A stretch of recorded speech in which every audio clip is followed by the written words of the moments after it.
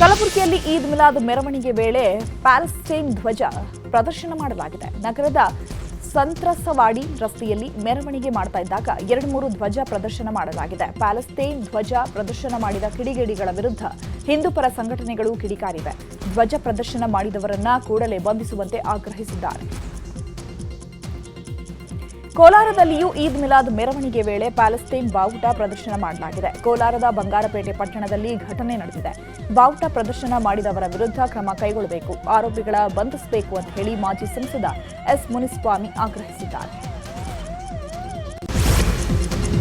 ಕೋಲಾರದಲ್ಲಿ ಅಕ್ರಮ ಕಲ್ಲು ಗಣಿಗಾರಿಕೆ ಮಾಫಿಯಾ ಎಗ್ಗಿಲ್ಲದೆ ನಡೀತಾ ಇದೆ. ಮಾಲೂರು ತಾಲೂಕಿನ ಗಂಗಾಪುರ ಗ್ರಾಮದಲ್ಲಿ ಅಕ್ರಮ ಕಲ್ಲು ಗಣಿಗಾರಿಕೆ ಪತ್ತೆಯಾಗಿದೆ. ಸರ್ಕಾರಿ ಗೋಮಾಳ ಜಾಗದಲ್ಲಿ ಅಕ್ರಮ ನಡೀತಾ ಇದ್ದು, ಸ್ಥಳೀಯರು ನೀಡಿದ ದೂರಿನ ಮೇರೆಗೆ ಗಣಿ ಮತ್ತು ಭೂವಿಜ್ಞಾನ ಇಲಾಖೆ ಅಧಿಕಾರಿ ದಾಳಿ ನಡೆಸಿದೆ. ಗಣಿಗಾರಿಕೆಗೆ ಬಳಸಿದ್ದ ಹಿಟಾಚಿ ಹಾಗೂ ಟ್ರ್ಯಾಕ್ಟರ್ ಕಂಪ್ರೆಸ್ ವಶಕ್ಕೆ ಪಡೆಯಲಾಗಿದೆ. ಟ್ರಾಫಿಕ್ ಫೈನ್ ಪಾವತಿಗೆ 50% ಡಿಸ್ಕೌಂಟ್ ನೀಡಿದ್ದು ಭಾರೀ ರೆಸ್ಪಾನ್ಸ್ ಸಿಕ್ಕಿದೆ.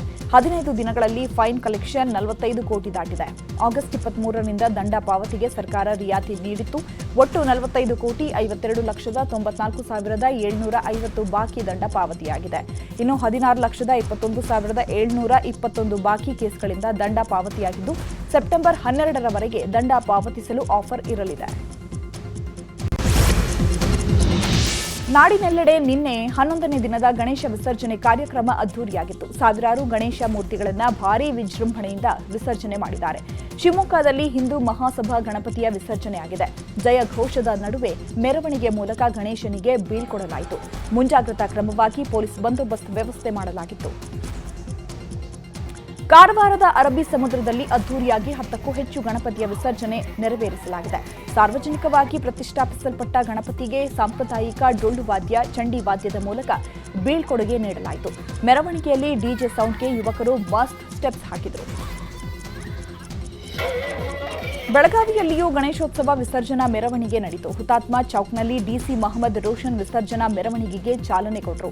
ಅಹಿತಕರ ಘಟನೆ ಆಗದಂತೆ ಮೆರವಣಿಗೆಯುದ್ದಕ್ಕೂ ಬಿಗಿ ಪೊಲೀಸ್ ಬಂದೋಬಸ್ತ್ ಮಾಡಲಾಗಿತ್ತು. ಧಾರವಾಡ ಜಿಲ್ಲೆಯಲ್ಲಿ ಗಣೇಶೋತ್ಸವವಾದ ನಂತರ ಜೋಕುಮಾರನ ಹಬ್ಬ ಬಂದಿದೆ. ಜೋಕುಮಾರ ಸ್ವಾಮಿಯನ್ನ ಪುಟ್ಟಿಯಲ್ಲಿ ಕೂಡಿಸಿಕೊಂಡು ಮನೆ ಮನೆಗೆ ತೆರಳಿ ಪೂಜೆ ಸಲ್ಲಿಸಲಾಗಿದೆ. ಹುಬ್ಬಳ್ಳಿ, ಕುಂದಗೋಳ ತಾಲೂಕುಗಳಲ್ಲಿ ಜೋಕುಮಾರನನ್ನ ಪುಟ್ಟಿಯಲ್ಲಿ ಕೂರಿಸಿಕೊಂಡು ಹಾಡುಗಳನ್ನು ಹಾಡುತ್ತಾ ಮೆರವಣಿಗೆ ಮಾಡಲಾಯಿತು. ಶೇಷ ಪೂಜೆ ಸಲ್ಲಿಸಿ ಇಷ್ಟಾರ್ಥ ಸಿದ್ಧಿಗೆ ಪ್ರಾರ್ಥಿಸಲಾಯಿತು. ಸಕಾಲಕ್ಕೆ ಮಳೆ ಬಂದು ಭೂಲೋಕ ಸುಖ ಸಮೃದ್ಧಿಯಿಂದ ಕೂಡಿರಲಿ ಅಂತ ಭಕ್ತರು ಬೇಡ್ಕೊಂಡ್ರು. ಬಂಡೀಪುರ ಅರಣ್ಯದಂಚಿನ ಬಳಿ ಹುಲಿ ಕಾಣಿಸಿಕೊಂಡಿರುವ ಹಿನ್ನೆಲೆ ಕೂಂಬಿಂಗ್ ಮುಂದುವರಿಸಲಾಗಿದೆ. ಕಗ್ಗಳದ ಹುಂಡಿಯಲ್ಲಿ ರೋಹಿತ್ ಎಂಬ ಸಾಕಾನೆ ಬಳಸಿಕೊಂಡು ಹುಲಿಗಾಗಿ ಶೋಧವನ್ನ ನಡೆಸಲಾಗ್ತಾ ಇದೆ. ಕಳೆದ 2 ದಿನದ ಹಿಂದೆ ಗ್ರಾಮದ ಜಮೀನೊಂದರಲ್ಲಿ ಹುಲಿ ಕಾಣಿಸಿಕೊಂಡಿತ್ತು. ಇದರಿಂದ ಭಯಭೀತರಾದ ಗ್ರಾಮಸ್ಥರು ಹುಲಿ ಸೆರೆ ಹಿಡಿಯುವಂತೆ ಆಗ್ರಹಿಸಿದರು.